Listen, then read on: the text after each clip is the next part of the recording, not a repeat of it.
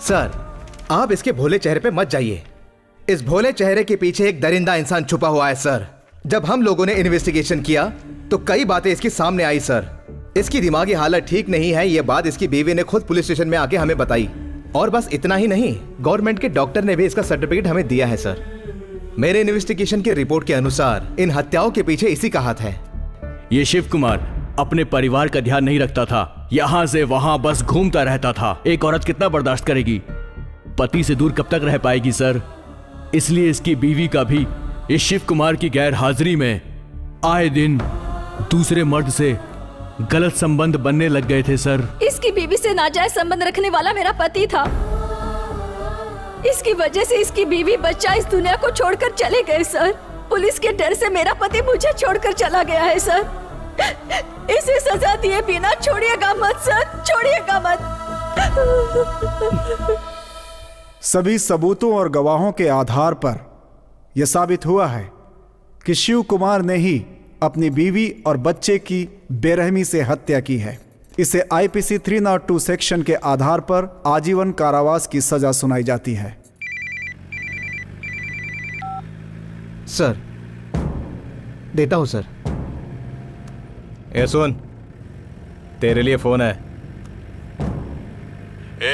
मैं सीएम बोल रहा हूँ। तेरे दिल में देशभक्ति जागी तो तू मेरे से ही सवाल करने लगा। मेरे हाथों में पावर है, अब समझा?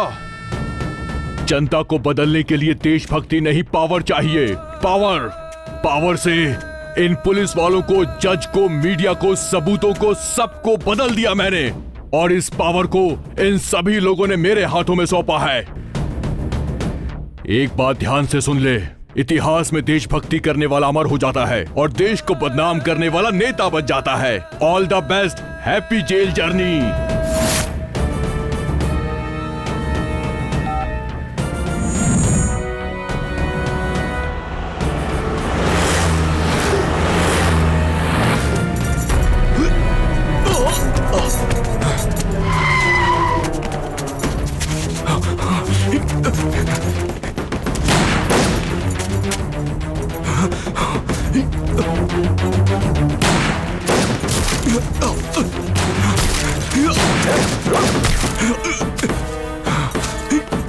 भाग के जाएगा,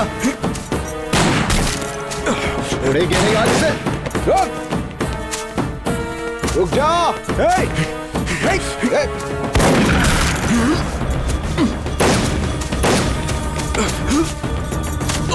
रुक जा।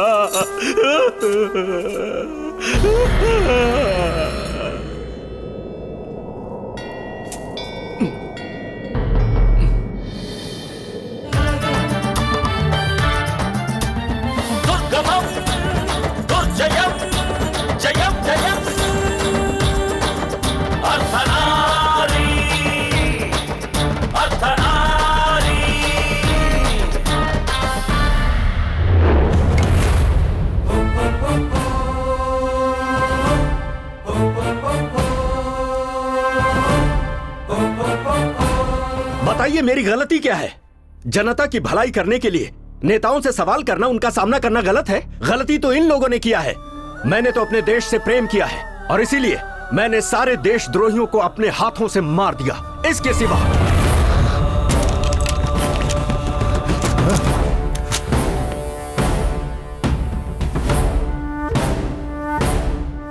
एक माँ और मासूम बच्चे को मारने वाला ये परिवार कल्याण मंत्रालय में मंत्री पद पर है, तो ये हम सब के लिए दुर्भाग्य है।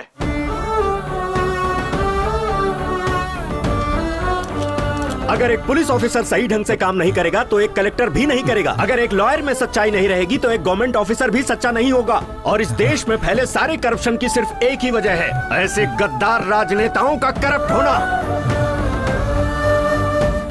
पेपर खरीद लिए जाते हैं, चैनल खरीद लिए जाते हैं, क्या सच है और क्या झूठ, इसका पता देश की जनता को चलता ही नहीं है।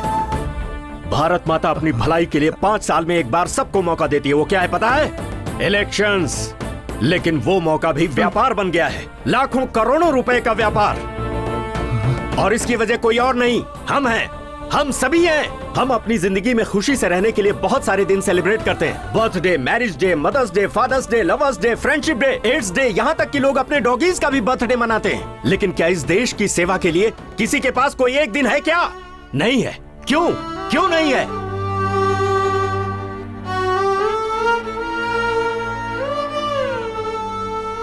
अगस्त 2 अक्टूबर रिपब्लिक डे के दिन भी सिर्फ छुट्टी मनाने के दिन रह गए हैं।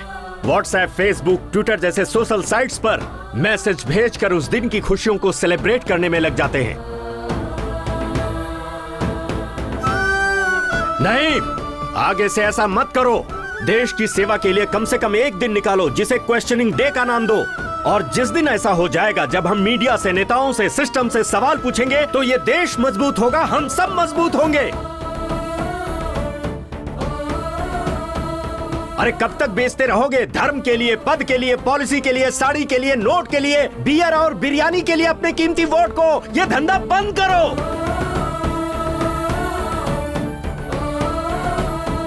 इस बार किसी को भी वोट देने से पहले इस देश के झंडे को जरूर याद कर लेना। अपने बच्चों के भविष्य, इस देश के भविष्य को याद कर लेना। तभी तुम्हारा वोट एक सही पार्टी को जाएगा और सच्चे और ईमानदार नेता आएंगे। हमारी जिंदगियां बदलेंगी और ये देश तेजी से तरक्की करेगा। सारे संसार में मेरा भारत महान कहलाएगा।